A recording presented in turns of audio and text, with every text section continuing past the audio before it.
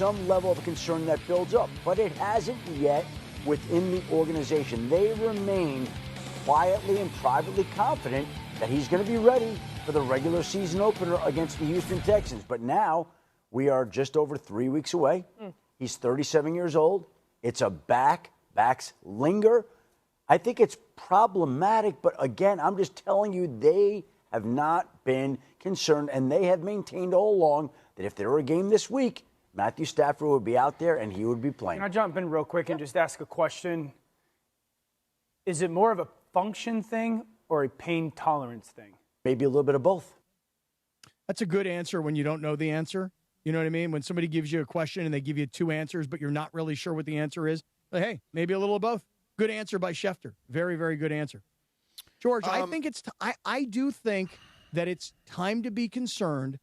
Not that Matthew Stafford can't make it to game one against Houston. It's not that. I think he can. Because when it comes to pain tolerance, I don't know many players in the NFL that have taken the beatdowns that Matthew Stafford has taken over the course of his career and has played as tough as he has. But you do get to a point where you're 37 years old and you haven't been able to practice and you haven't been able to go out on the field. You haven't been able to work on a relationship with Devontae Adams. And you're not necessarily in football shape because forget preseason games. I'm talking about the entire preseason training camp and practices. I think it is time to be concerned. And again, he may make it back for week one, George, but I'm guessing and I'm going to predict that we're going to be talking about Matthew Stafford's back literally all season long. What do you think? Yeah, I mean, look, I think clearly if it lingers, then we're going to be talking about it. If they're not concerned, I'm not overly concerned. I do think there is always some level of concern because what Schefter alluded to, he's 37 years old. Clearly they are taking steps to make sure that they are smart about this. So there is, has to be at the very least a minor concern because if not, you wouldn't be taking these kind of steps. I mean, that's just elementary. But they don't seem to be overly concerned. I'm not going to be overly concerned. But, that's just the reporting. Because Adam Schefter, as a reporter, is calling and talking to whomever. Let's just say he's talking to Sean McVay himself. And Sean McVay is saying, well, I'll tell you what, Adam, I'm not really concerned. I think Matthew's going to be fine. We're just being you could do a Sean cautious. McVay. It's not that far off from Gruden. It's not far off, but He's more raspy. I need to work on it, though. Do it. I really should work on it for the season. It's more raspy. I know it is. Adam calls him up, and he's like, hey, Coach, what can you tell me about Matthew Stafford's back? And then he says, well, we're not really concerned about it right now, Adam. We think if it were game one, he'd be okay. He'd be just fine. He'd play out there, and I think he'd be okay. So if that happens, it's not terrible. It's not, it's not great. It's not. it's not terrible. It's not as good as Gruden, but it's pretty good. But I'm workshopping it on air. Yeah. Do Gruden real quick. It's basically raspy Gruden. Do Gruden real quick. I'll tell you what, man. This go. Matthew Stafford. And you see, Gruden's got a little more nasally thing going. Yeah. No doubt. I'll tell you what, man. This is a beautiful box I just got from UCLA. Look at this helmet they just sent me from UCLA, man. Look at these shoes, man. So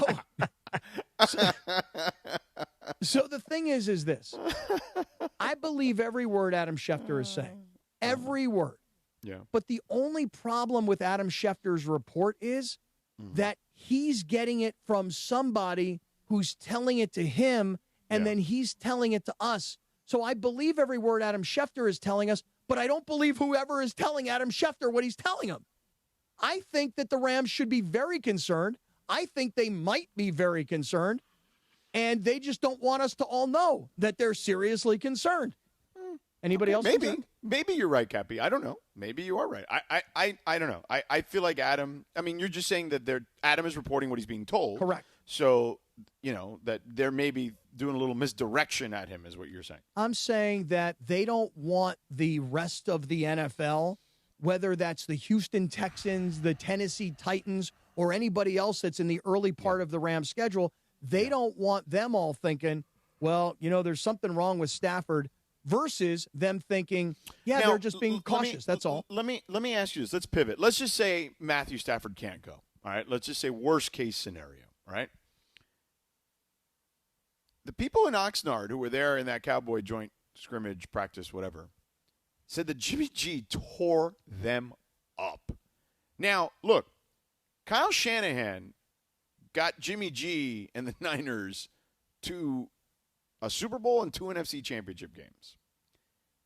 I feel like Sean McVay could hold it down with Jimmy G just fine until Matthew Stafford is in better condition.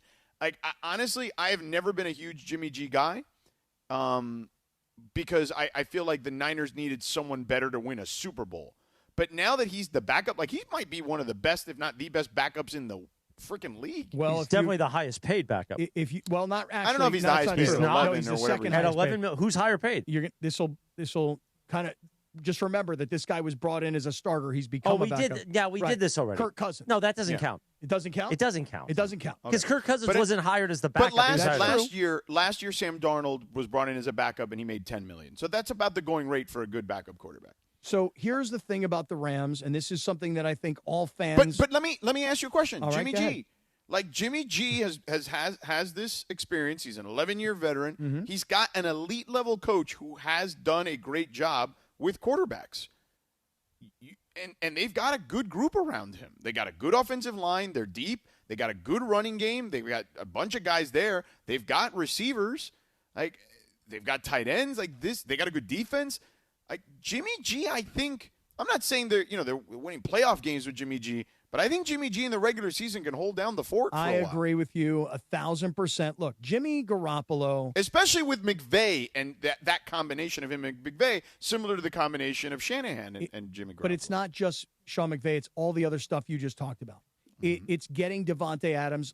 I'll put that off to the side in their previous relationship for a second. It's Puka Nacua.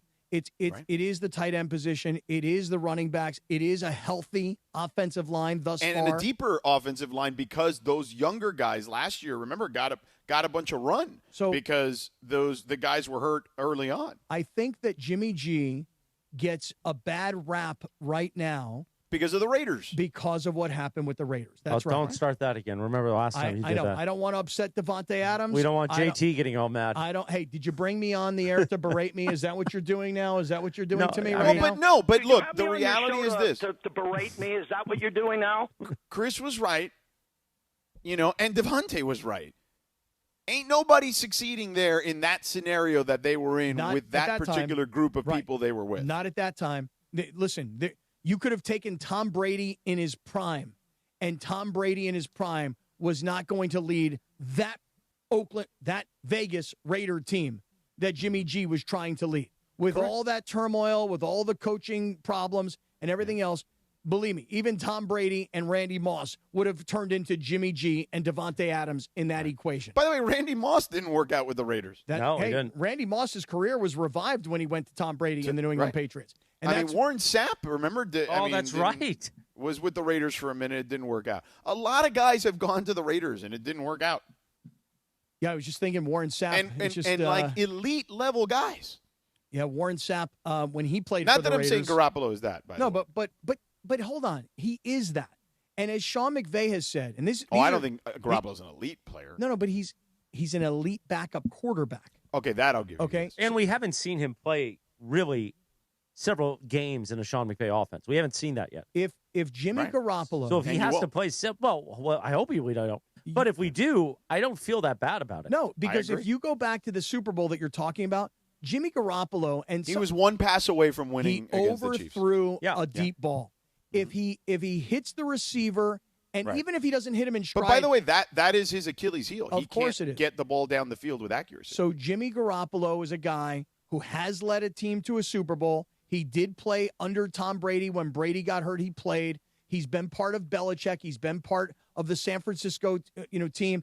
He's very good looking. He's got McVay now. He's got a complement of weapons. He'd look good bald. Yeah. He'd probably look better than you and me bald. And we look damn good, by the way. Yeah. If Jimmy Garoppolo has to get you through 4 games, 6 games, especially at the beginning of the season, I don't think the Rams' record is all that different from Jimmy Garoppolo to Matthew Stafford, given the beginning of the schedule. Now, look, Texans, Titans, winnable games. Eagles on the road at Philadelphia. I would like the Eagles in that game. Home against the Colts. Home against the Niners. On the road at the Ravens. I mean, you could be 4-2 with Jimmy Garoppolo with that schedule. You could absolutely. I need 14-3 for the season. I mean, that was a You're good not prediction. getting 14-3. That was a bold prediction. What was the